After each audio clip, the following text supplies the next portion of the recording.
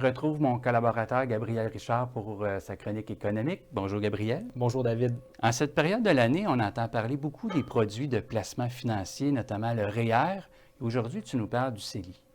Oui, en fait, effectivement, tel qu'on en a déjà parlé dans une chronique précédente, la présente période est assez propice à ce qu'on entende parler de différents produits de placement et souvent, on entend beaucoup parler du REER. Aujourd'hui, je vous parle d'une autre option, le CELI, donc le compte d'épargne libre d'impôt, qui est un produit très différent du REER quant à ses caractéristiques.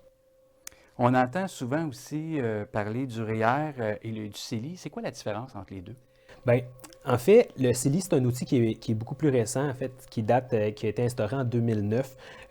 Pour faire un peu une comparaison entre les deux produits, donc entre le REER puis le CELI, si on parle de cotisation, donc les montants qu'on va investir à l'intérieur du régime, pour le REER, ça va être déductible d'impôt. Pour le CELI, ce ne le sera pas. Donc, il n'y aura pas de retour d'impôt nécessairement associé à notre investissement à l'intérieur du CELI.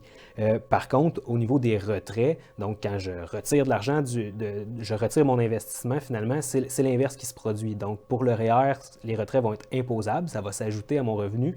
Pour le CELI, étant donné que la cotisation n'a pas donné lieu à une déduction, bien, le retrait va pouvoir se faire absolument libre d'impôt. Dans le fond, il n'y aura pas d'imposition au moment du retrait. Pour ce qui est à l'intérieur du régime, donc pendant que l'investissement génère du revenu, les deux, c'est similaire. Donc, dans les deux cas, c'est des produits qui sont à l'abri de l'impôt. Donc, pendant que l'argent est à l'intérieur des deux régimes, le REER comme le CELI, on parle d'investissement libre d'impôt. Ensuite de ça, pour ce qui est du maximum, dans le fond, les cotisations qu'on peut investir dans ces régimes-là, c'est différent. Au niveau du REER, ça va dépendre du revenu gagné. Donc, sur notre avis de cotisation, à chaque année, c'est inscrit le montant qu'on peut cotiser à notre REER. C'est en fonction du revenu qu'on a gagné là, au fil des années, c'est cumulatif. Pour ce qui est du CELI, donc depuis 2009, depuis l'instauration, il y a un montant à chaque année qui s'accumule, qui est cumulatif. Le montant a varié au fil des années là, depuis 2009, mais actuellement, donc en 2020, le maximum qu'on pourrait cotiser à un CELI, c'est 69 500 $. Alors, à ce moment-là, est-ce qu'on doit privilégier le CELI ou le REER?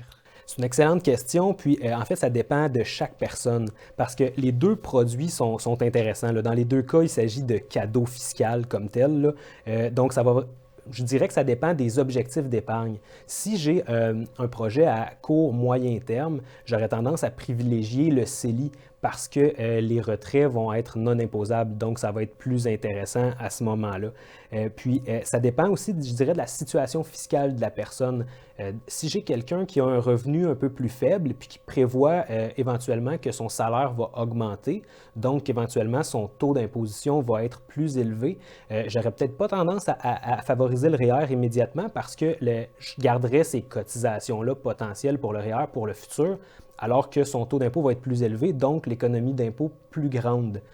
Donc, c'est vraiment une analyse qu'il faut faire de la situation pour voir lequel serait le mieux. Je dirais par contre que dans les deux cas, le REER comme le CELI, c'est deux bons choix. Je dirais pas qu'il n'y en a pas un qui est meilleur qu'un autre, c'est plutôt deux excellents choix parce que dans les deux cas, il s'agit d'épargner, puis épargner, ben c'est bon. Merci beaucoup, Gabriel, pour ces informations. On se retrouve très bientôt. Merci, David.